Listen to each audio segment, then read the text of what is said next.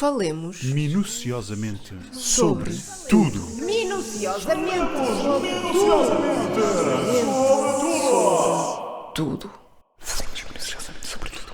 Um podcast Beyond Me Expression. Com a parceria do Rádio Clube de Angra. E estamos de volta para mais uma conversa a dois e desta vez vamos a um campo que acho que nunca antes navegamos. Não é? Portanto, vamos falar de salários, salário mínimo, e da diferença que pode existir entre este ser considerado um salário mínimo nacional ou um salário mínimo municipal ou regional, não é? Quais são os prós e os contras? Sim, isto parece quase que nós de repente vamos começar a falar de política, mas acho mesmo que não é, que não é o caso. Isto veio um bocadinho no seguimento das eleições e tudo mais. Houvesse pessoas a falar acerca deste assunto, mas eu acho que a discussão é um bocadinho mais social e económica, é um bocadinho mais por aí os efeitos que isto pode ter. Pronto, então, portanto, nós em Portugal o que temos é um salário mínimo nacional, não é? Que, penso eu, é também aplicado nas regiões autónomas. Sim, no caso dos Açores é mais alto. Então é diferente. Sim, mas, ou seja, podemos então dizer que já há um salário mínimo regional, então, não é? Esse conceito. Portanto, há um mínimo nacional e depois nos Açores é um bocadinho mais elevado, sim. Ok. É muito grande a diferença, tens a noção? Tenho ideia que nós estivemos a fazer este estudo, esta vez a gente preparou-se, estivemos a fazer este estudo. E de repente tu falas acerca de uma coisa que nunca falamos. Mas fizemos a análise de estrangeiro, Estados Unidos, inclusive. Sim, comparámos com o estrangeiro. Eu que sou açoriano, não me lembrava disto e agora de repente tu comentaste e eu lembrei-me. Eu acho que em 2025 o salário mínimo é de 870 nacional. Nos Açores julgo que está nos 900 e qualquer coisa, 920, 30, acho eu. Okay. Acho que é assim uma diferença desse género. Ok, então ainda é um bocadinho. Bom, e o que é que nós chegamos a conclusões? Não é? Nós chegamos aqui a algumas conclusões que vantagens e desvantagens de haver um salário mínimo municipal. Sim, mas talvez explicar um bocadinho às pessoas.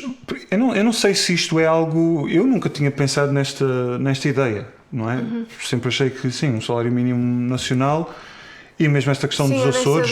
Nunca trabalhei por conta de outrem nos Açores, portanto essa conversa nunca veio à baila, não é? Era uma coisa que de volta e meia aparecia. Portanto, para ficar claro que, principalmente ao falar de um salário mínimo municipal, a nível municipal, seria algo que seria o próprio município, não é? A própria Câmara Municipal a decidir subir ou descer esse salário, enquanto que neste momento a nível nacional é o Governo a nível nacional que está a tomar essa decisão. Portanto, acho que isso é importante ter em conta. Sim. Eu ia dizer que antes de termos esta conversa eu nem sequer tinha pensado que isto existia de forma diferente, tipo, foi-nos ensinado assim, também, é assim, mas pelos vistos no estrangeiro existem várias situações em que não é assim, não é? Os Estados Unidos é um caso particular, acho eu, porque os Estados Unidos são muito grandes, não é? Então, se calhar... Não, e os Estados Unidos têm uma coisa muito importante e que várias vezes falei, inclusive o meu pai referiu isso várias vezes. Eu lembro-me de ter...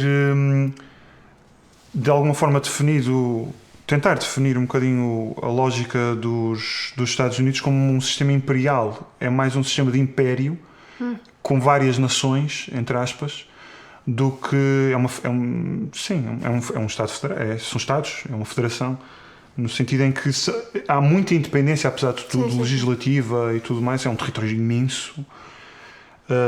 É muito diferente daquilo que é a realidade de Portugal. Tu tens Estados... vários Estados, eu não vou dizer todos, mas há vários Estados nos Estados Unidos que são muito maiores do que Portugal inteiro. Portanto, é uma realidade completamente diferente.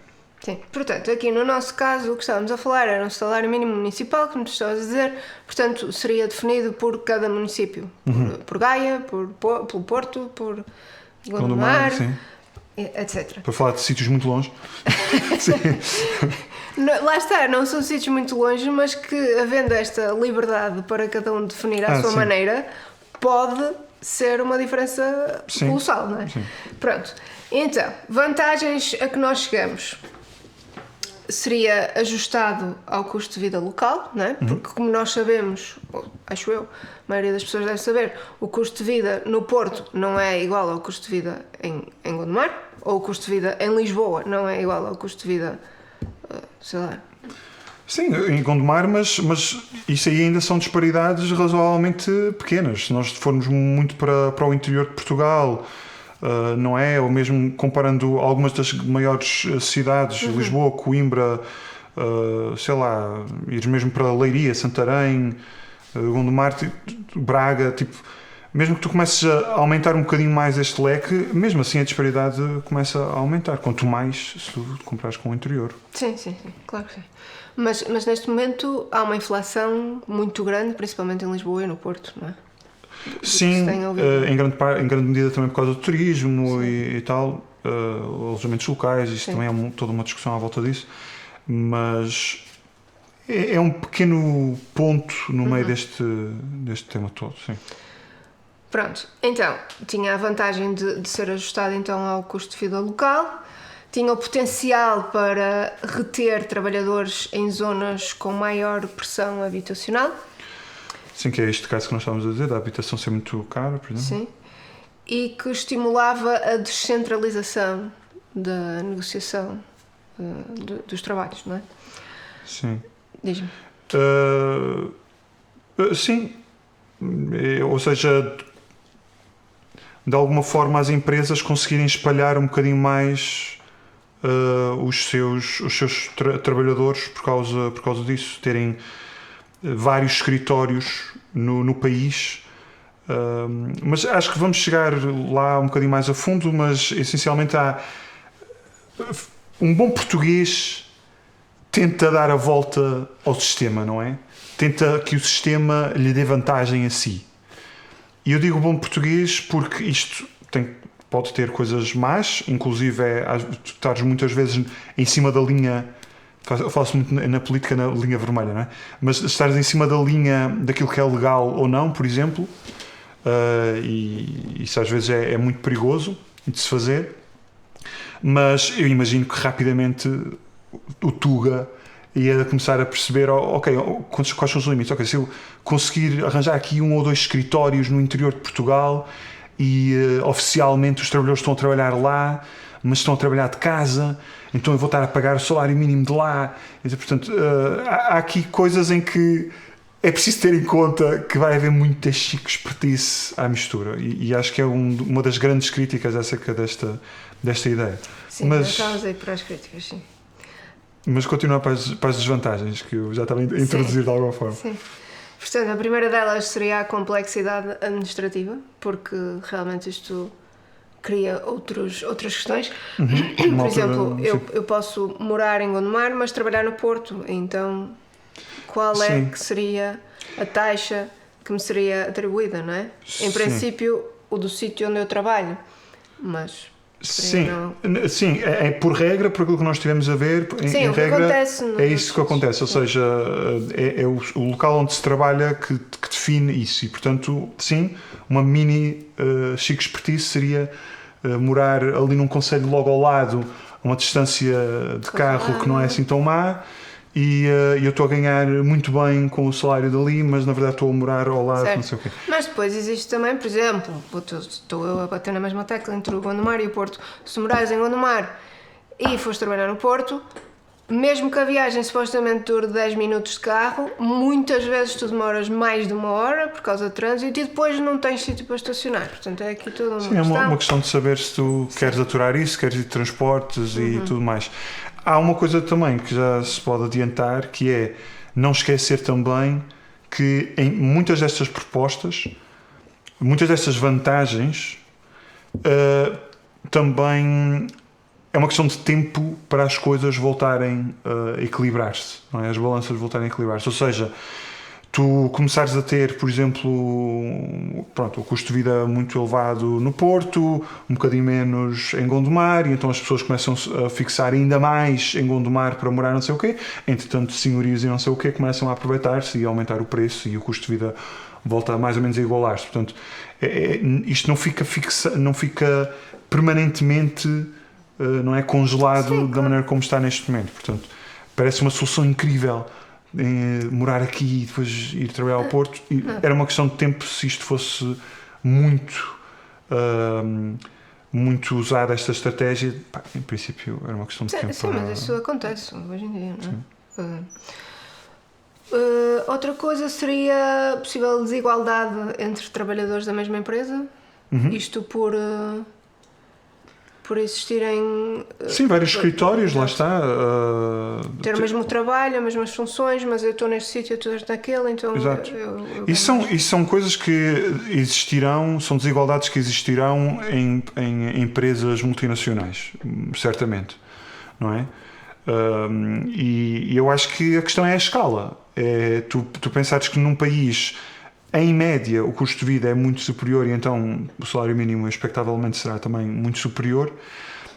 Agora, de repente, nós começarmos a ter uma escala um bocadinho mais à lupa, um bocadinho mais pequena, não é?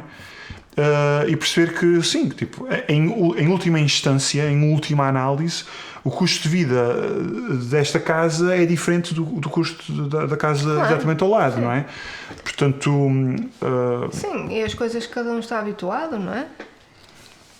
Como assim? O custo de vida pessoal? Sei lá, eu posso comer mais fruta e mais legumes, que é mais caro do que comer só enlatado. Isso lembra-me uma coisa que eu dizia imensas vezes. Também traz saúde, mas pagas mais. Portanto... Sim, havia uma coisa que eu dizia imensas vezes no gozo, na minha adolescência, que era queixar-me de que não havia... que era no gozo. Mas queixar-me que não havia uma espécie de subsídio ou de extra para uma pessoa que fosse grande. Porque eu naturalmente... Tu comes muito mais que eu. Pronto, naturalmente eu vou comer muito mais. E eu vou pagar o mesmo que o resto da malta. Pá, isto não faz sentido nenhum, não é? Uma pessoa que seja muito pequenina e que não coma quase nada, não é? Que seja um pincho, está a poupar imenso dinheiro. Mas depois uma pequenina casa-se com uma grande e depois Pronto, e depois há uma média, lá está. Pronto, ok. assim então funciona. É preciso emparelhar pessoas pequeninas com pessoas grandes. Está bem. O problema depois são os filhos, que são todos grandes. Oh, God. É ser bonito. Pronto.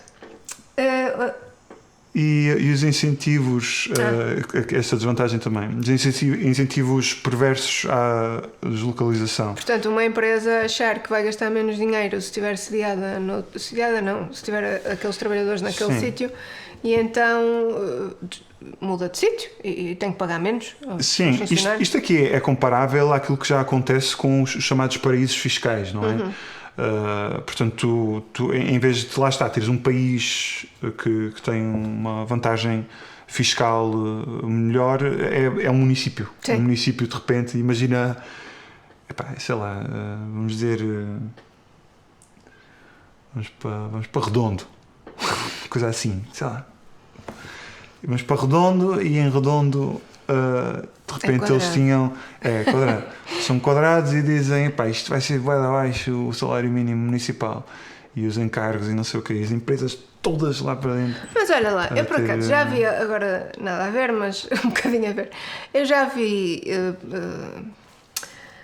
publicações sobre, acho que era uma aldeia em específico, sei lá onde, em Itália, ou já não me lembro, que eles ofereciam um montante gigante de dinheiro a quem fosse para lá viver, mas tinha que estar lá exclusivamente e não sei o quê, e tinha que trabalhar lá. Era assim uma coisa... Sim, eu acho que isso também são daqueles exageros de redes sociais. Não sei se era assim tão incrível. Era tipo, sei lá, aquela aldeia estava a ficar deserta, então Sim, mas isso tecnicamente é possível. Eu não sei se era esse o caso, essa história em que tinha sido uma pessoa que tinha comprado basicamente a aldeia toda. Não, também, aqui acho que era mesmo um município que estava... Pronto. Sim, mas também há esses casos de... Há sim várias histórias um bocadinho estranhas, que eventualmente terão a sua dose de verdade, não sei exatamente, não estudei a fundo. Mas sim, isso é uma coisa que ainda, mesmo hoje em dia em Portugal, eu suponho que um município tenha alguma liberdade em termos administrativos de gestão do município para ter apoios, para ter subsídios, para ter o que por seja. exemplo, Agora, a Câmara do Porto, eu sei que se tu morares no Porto tens um cartão, já não me lembro, o cartão que de tinha Porto, acesso qualquer coisa a espetáculos, sim, há várias transportes, coisas, entradas em qualquer coisa. bibliotecas, Sim. e, sei lá. tinha assim várias coisas, mas tinhas Pois. que morar no Porto. Sim, certo. Agora, depende, o que eu ia comentar é que, penso eu, posso estar errado, dificilmente um município vai ter um orçamento Sim. Para estar a para ser conseguir ter assim um subsídio, uma coisa significativa. Sim, que leva as a esse pessoas nível. a querer. Mas tu, por exemplo, uma das coisas, agora estava a lembrar por causa do turismo, uma das coisas que é decidida também a nível municipal é o imposto sobre. Não.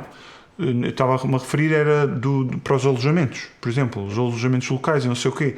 Eu não sei se já reparaste, mas às vezes ao reservar Aquela taxa extra sim, de...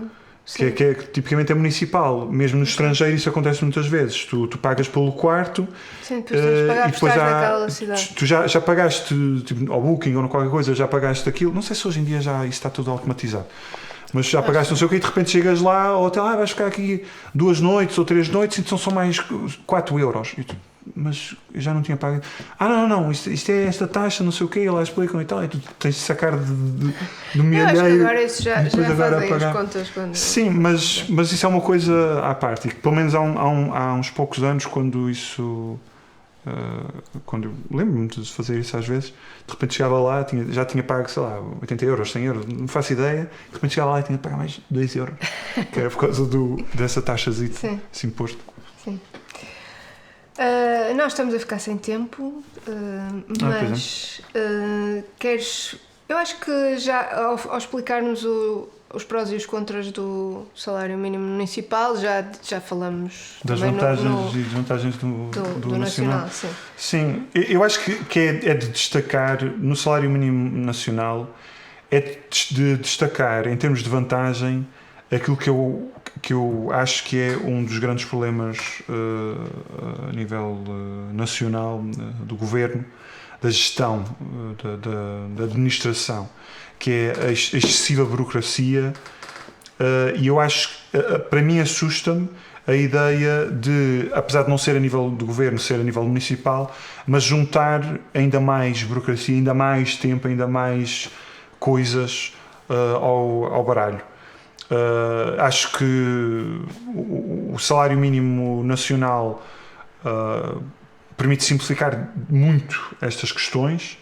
Eu acho que é natural as pessoas logo à partida, ainda hoje em dia, usarem isso para a sua vantagem, irem morar para sítios em que o custo de vida é menor, em que o salário mínimo é o mesmo e estão a trabalhar num cafezito, num restaurante, limpezas, sei lá, uma coisa qualquer, e sabem que no mínimo têm aquele valor. Isso já existe, não é?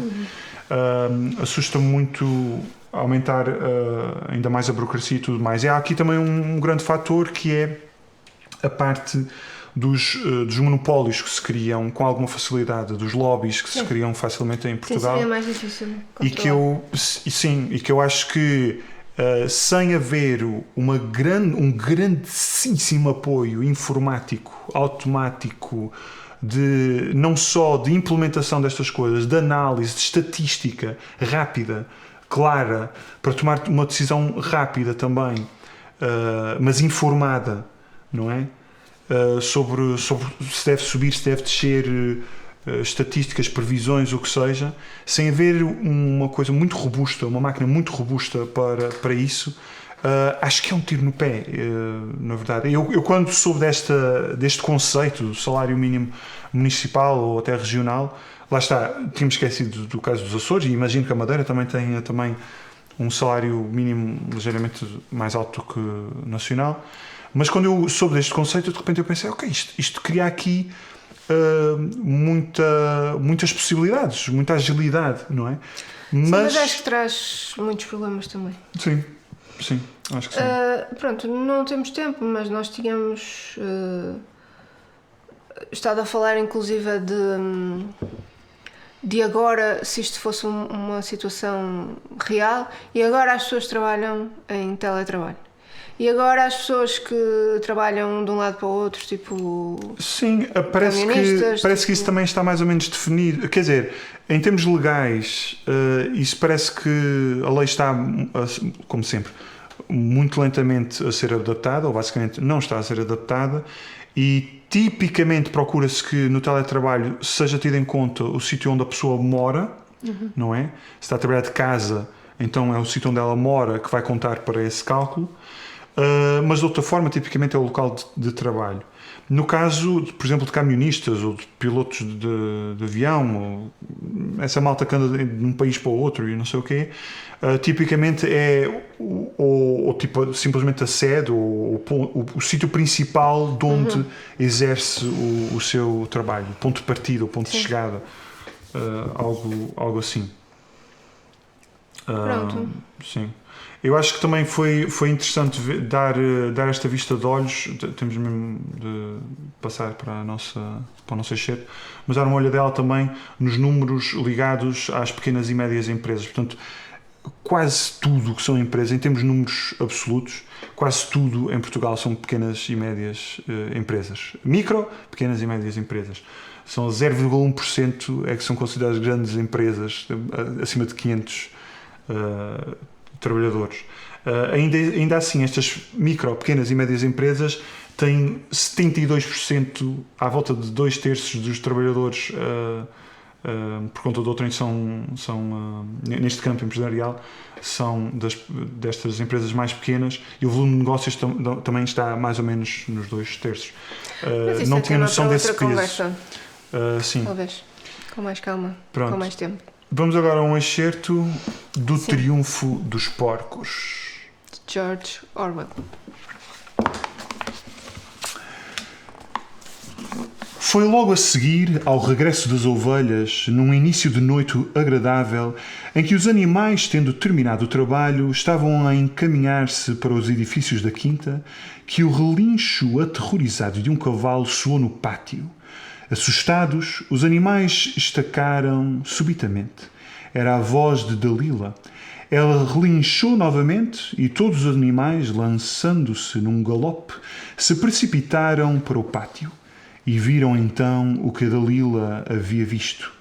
Era um porco a caminhar sobre as patas traseiras. Sim, era tagarela, um pouco desajeitado, como se não estivesse ainda habituado a manter o seu enorme corpanzil naquela posição, mas com perfeito equilíbrio, caminhava pelo pátio. Um pouco depois, emergiu da porta do solar uma longa fila de porcos, todos a caminhar sobre as patas traseiras. Alguns faziam-no melhor do que outros. Outros dois vacilavam um bocadinho, dando a impressão de que teriam preferido apoiar-se numa bengala. Mas todos conseguiram dar a volta ao pátio sem cair. E finalmente ouviu-se um tremendo coro de ladridos dos cães e um estridente cacarejar do galo preto. E logo surgiu o próprio Napoleão, majestosamente ereto, lançando olhares altivos de um lado para o outro e com os seus cães saltitando à sua volta. Empunhava um chicote na pata dianteira. Fez-se um silêncio de morte. Estupefactos, aterrorizados, aninhados uns contra os outros, os animais observavam a longa fila de porcos marchando lentamente ao redor do pátio. Era como se o mundo estivesse virado do avesso. Então chegou o momento em que o primeiro sobressalto se dissipou e em que, apesar de tudo, do terror que os cães lhes inspiravam e do hábito, desenvolvido ao longo de tantos anos de nunca reclamarem, nunca criticarem, acontecesse o que acontecesse, eles podiam ter lançado uma palavra de protesto. Mas nesse preciso instante, como que obedecendo a um sinal, as ovelhas irromperam num tremendo coro de balidos. Quatro patas bom, duas pernas melhor. Quatro patas bom, duas pernas melhor. Quatro patas bom, duas pernas melhor. A cantilena durou 5 minutos sem parar. E no momento em que as ovelhas se acalmaram, a oportunidade de proferir qualquer protesto havia passado, pois os porcos haviam marchado de volta para o solar. Benjamin sentiu um focinho a tocar-lhe na espádua. Voltou-se. Era Dalila. Tinha as pupilas mais turvas que nunca. Sem dizer nada, puxou-lhe suavemente a crina e levou-o ao extremo do grande celeiro onde os 7 mandamentos estavam escritos. Durante 1 minuto ou 2 ficaram ambos a olhar para a parede cimentada com as letras pintadas a branco. Já tenho a vista cansada. Mesmo quando era jovem, não seria capaz de ler o que ali está escrito. Mas a parede parece-me diferente. Os 7 mandamentos são os mesmos do que dantes, Benjamin? Por uma vez, Benjamin consentiu em quebrar a sua regra e leu-lhe em voz alta o que estava escrito na parede. Já só restava um único mandamento.